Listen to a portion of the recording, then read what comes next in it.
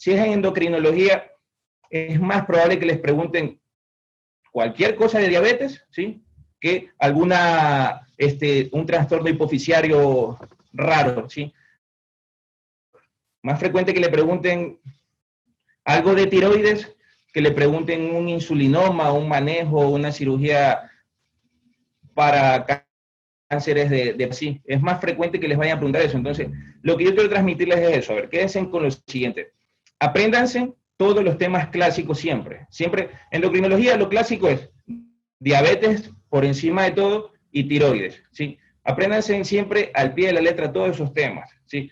Otro mensaje, apréndanse y siempre tiene que ser de menos a más, para que vayan adquiriendo las habilidades tanto en el desarrollo de preguntas, en la formulación o en la manera de resolverlas. Y lo que es trastornos de tiroides, eso es fijo en cualquier examen.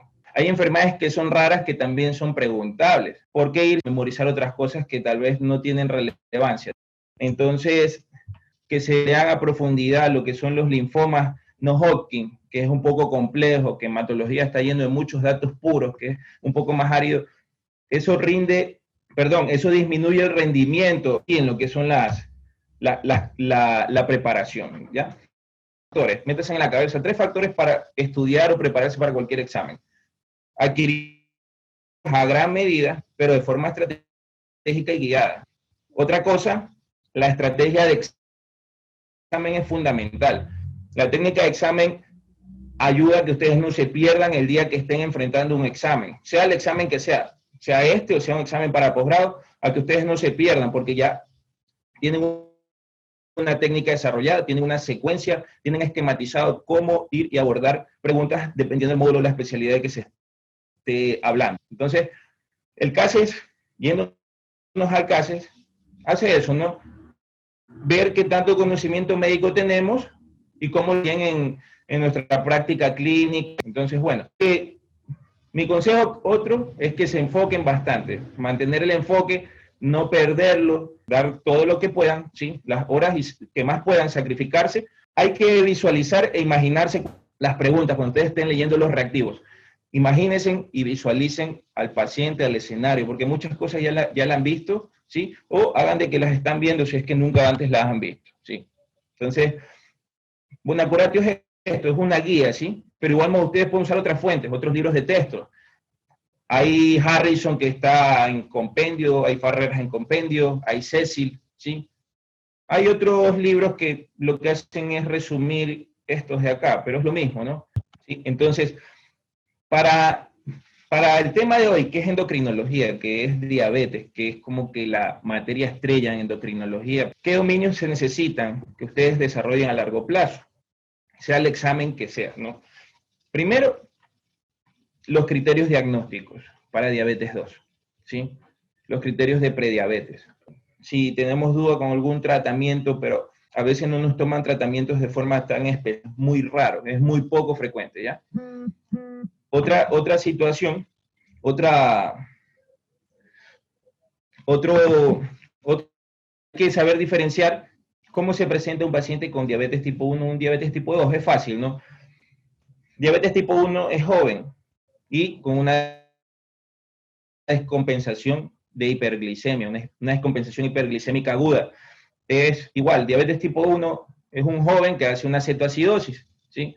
Una diabetes tipo 2, más que todo, es paciente adulto, un paciente pasado los 40 años, y ahí vienen las cosas puntuales, que si tienes síndrome metabólico, si tienes sobrepeso, el sedentarismo, los factores de riesgo sociales y los factores de riesgo de la predisposición familiar que también desarrollan. Los criterios para que hagan un diagnóstico preciso de una cetoacidosis diabética, los criterios para que hagan el diagnóstico preciso de un estado hiperosmolar hiperglicémico y cómo diferencian los dos, ¿sí? Entonces eso ustedes deben tomarlo y hacerlo suyo, porque eso es pan nuestro de cada día, siempre lo van a tener y deben saber identificarlo, aplicarlo o derivarlo, ¿sí? También se necesita que se memoricen lo que son insulinas, todo lo que es insulina, modo de acción, tiempo, ¿sí? Y varias cosas que hay mucho en la práctica.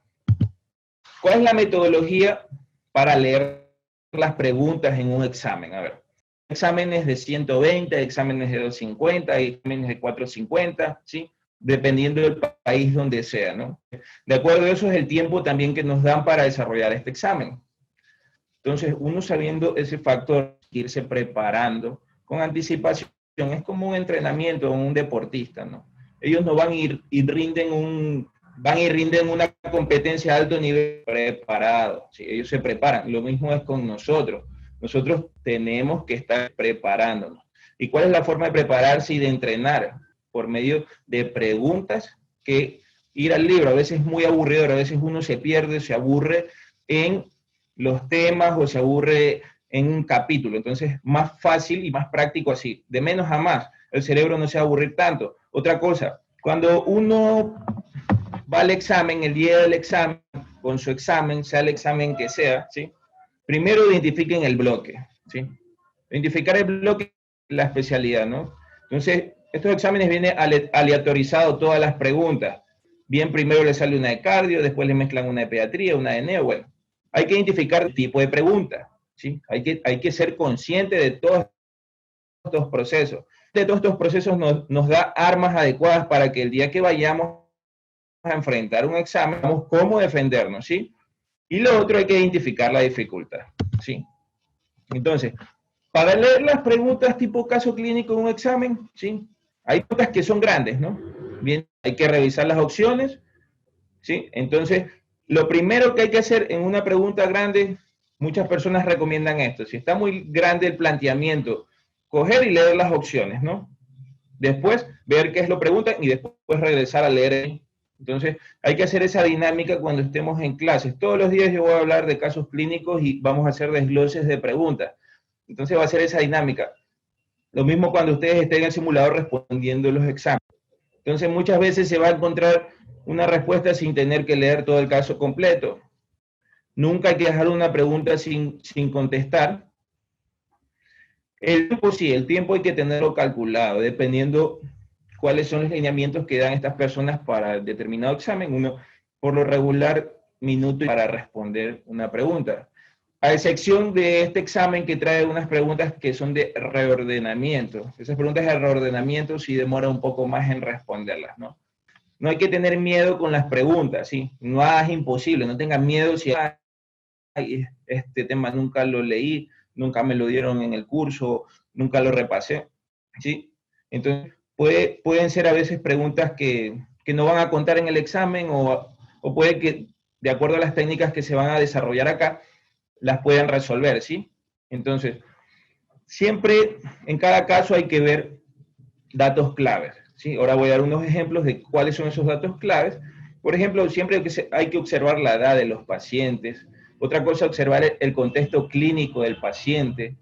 Los casos clínicos yo siempre los vengo repitiendo, a ver, se los plantean a ustedes, bien sea lo atendió en el consultorio o lo atendió en emergencias o lo atendió de forma ambulatoria o lo atendió hasta en la calle, ¿no? Entonces, de eso depende la actitud que vaya a tomar el médico, porque si ustedes atienden, les ponen un caso y ustedes están en primer nivel de atención y ese paciente necesita segundo nivel, y en las opciones les ponen derivar paciente a unidad de mayor complejidad, por mucho que las otras opciones sean parcialmente correctas, la actitud más adecuada siempre va a ser estabilizar y derivar, ¿sí? Eso también memoricen.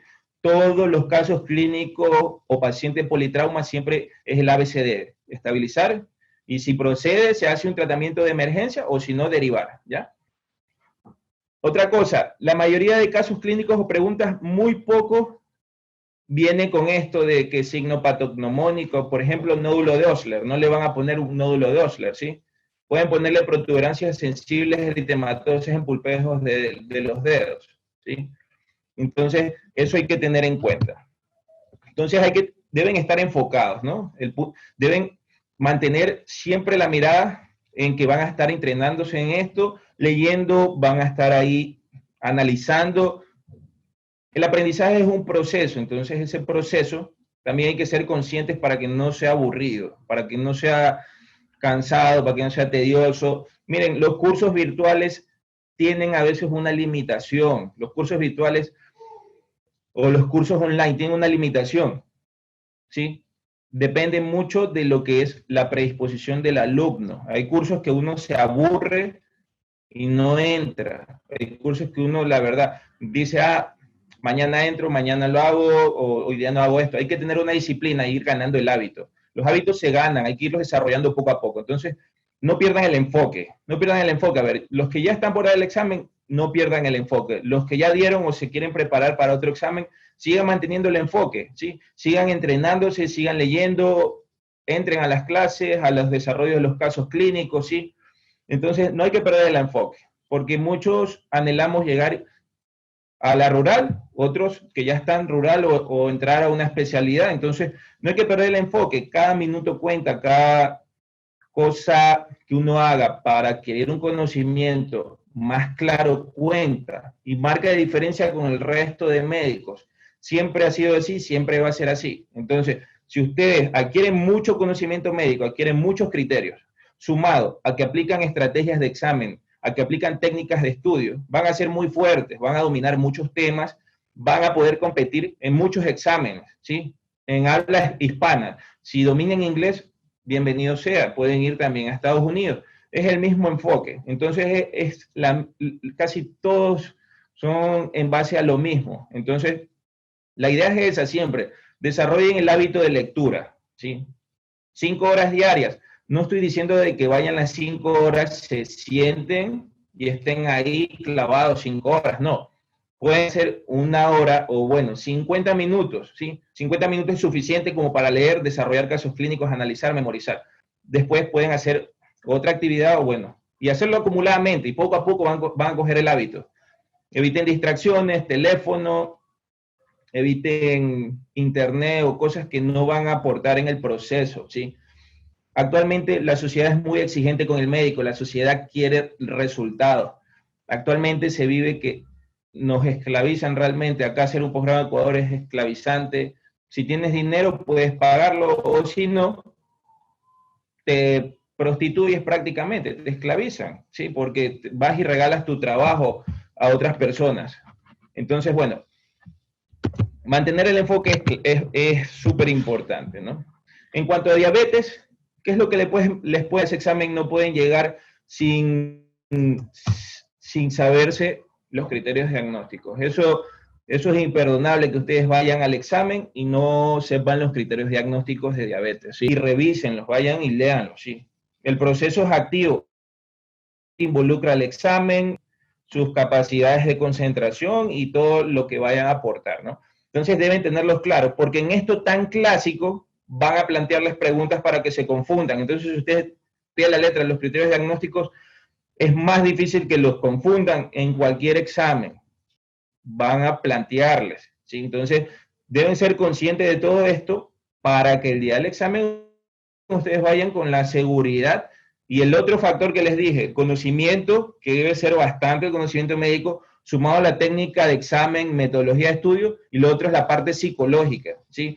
La parte psicológica es fundamental, mucha gente se bloquea. Eso influye, la parte psicológica, e influye también la técnica de examen, ¿sí? Porque con técnica de examen ustedes son conscientes de los procesos y tienen las herramientas, tienen las armas para ir y batallar un examen. Entonces, eso es importante, ¿no? Cómo diagnosticar una hipolisemia, tratamiento, ¿sí? Nefropatía diabética, memoricen los rangos de albuminuria, los rangos de nefróticos, los valores, ¿sí? De neuropatía diabética no van a irles por ejemplo, esto es lo menos frecuente que pregunten, pero no les van a ir a preguntar cuál es la fisiopatología de la neuropatía, cómo ocurre el daño neuronal, perdón, cómo ocurre todo esto. Van a preguntarle cuál es el tratamiento, qué fármaco pueden comenzar a usar, ¿sí? Lo que es uso de insulinas también. Uno, cuando les plantean un caso clínico, cuando les plantean a ustedes un caso clínico, deben identificar en sí al paciente, buscar los signos, buscar los síntomas, ¿sí? Y buscar datos de laboratorio en el caso clínico, ¿no?